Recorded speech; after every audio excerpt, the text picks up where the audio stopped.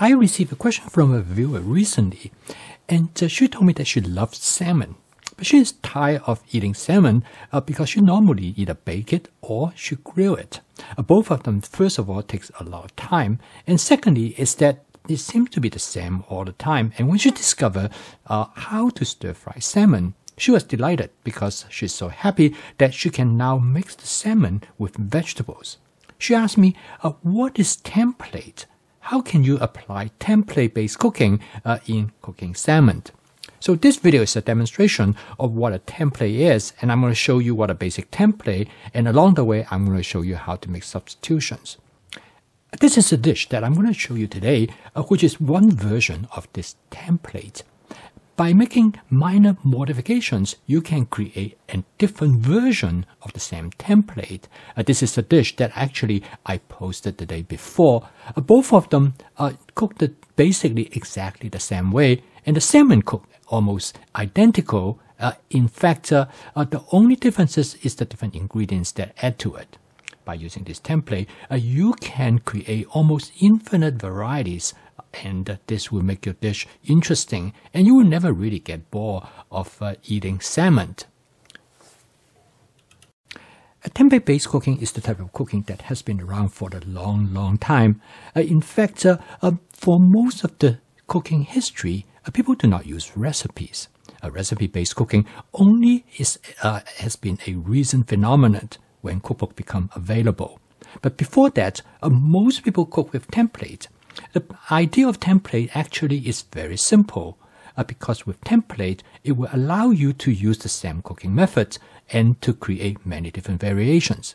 A template in the old days is absolutely essential because food ingredients such as produce and vegetables as well as meat are not always available. So the best way to make sure that you can use different kind of vegetables in a dish is to use a template. A template allows you to make substitutions. So with this approach, you can use whatever ingredients that you would like. And my fast cooking system has 4 attributes. That is flavor chasing, advanced prepping, stir frying, and template-based cooking. And template-based cooking is a way how to make use of the advanced prepping of the different ingredients that you have, as well as use stir frying as the basic cooking technique. And when you combine these 3 attributes of the fast cooking system together, this is what makes your home cooking sustainable. And so consequently, you will never get bored of cooking basically the same template, because you always make substitution with the ingredients in the template. In fact, this makes your home cooking more interesting, and the end result, you will never get tired of your home cooking. But more importantly is that you can make use of all the ingredients that you have in your advanced prepping, and consequently, you will never waste any ingredient. The basic template idea is actually quite simple. What it does is that it took the major primary steps of the template, and you use this template as your basic cooking approach. In this case, the salmon represent the basic part of the template. The idea is that you cut the salmon into small pieces, and the first thing is to fry the skin of the salmon. This will create a crispy texture for the salmon. Now, of course, you can change this template if you would like, but for me, this template worked out to be really well because when I fry the skin, there are 2 things which has great advantage in this cooking method. One is that it drives the oil out from the skin, and it makes the skin less oily. And secondly is that it will char the skin and give the skin a nice crispy texture. And this is the method that my wife really enjoys eating salmon. Now, another basic aspect of this template is that I cut the salmon into small pieces.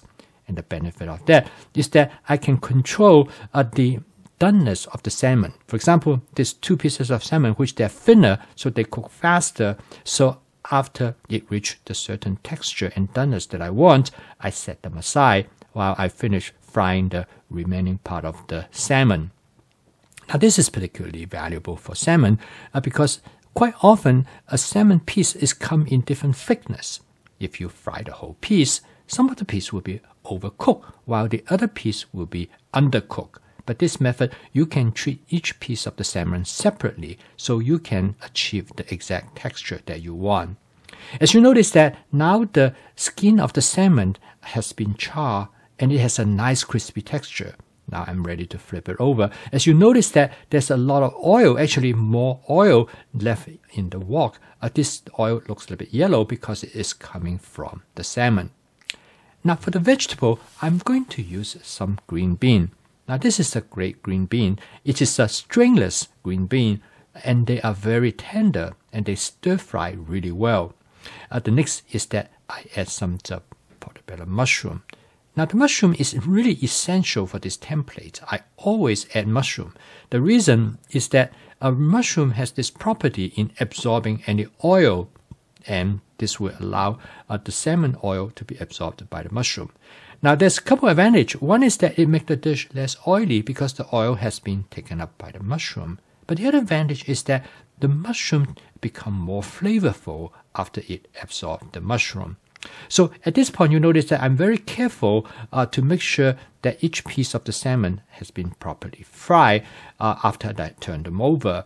Because if I move the salmon too quickly, what happens is that before the skin of the flesh of the salmon been sealed, it tends to stick to the surface of the wok. And so this will cause the salmon to break up if I try to stir fry it right away.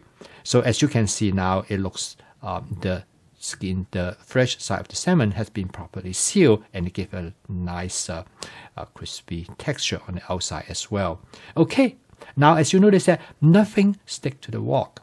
So the next step is that I'm going to add some garlic.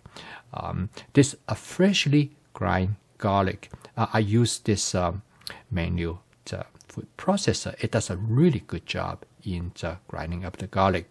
Okay, now I add the other pieces of salmon back to the wok. I'm going to use a wok spatula to stir fry everything together. Now you notice that the salmons all stay in one piece. They do not break up. And this is what I mentioned earlier, the importance of that. Make sure you seal both the skin as well as the flesh of the salmon. Once they are sealed, they stay together really, really well. And the green bean takes only very short time to cook. And in fact, I like them to be a little bit crisp. So this is just perfect in terms of timing. Everything should be about just right. And then I add some colored bell pepper. These are miniature colored bell pepper. And then followed by I add some fresh pineapples. Now I personally love pineapples. Now the other salmon dish that I cook, I also have pineapple as well as strawberry.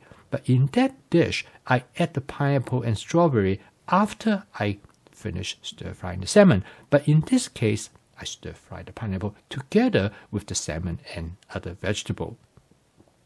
The final step is that I'm going to garnish the dish with about 1 tablespoon of oyster sauce. Again, this part is entirely up to you. This is the flavor chasing part. Now this dish already has some great flavor that of course come from the salmon, the green bean, as well as the mushroom and pepper. So the oyster sauce might not be necessary for your own taste. The other addition for seasoning this dish is use my wok with tak basic seasoning mix that will enhance the umami flavor of the dish. This is where you can experiment.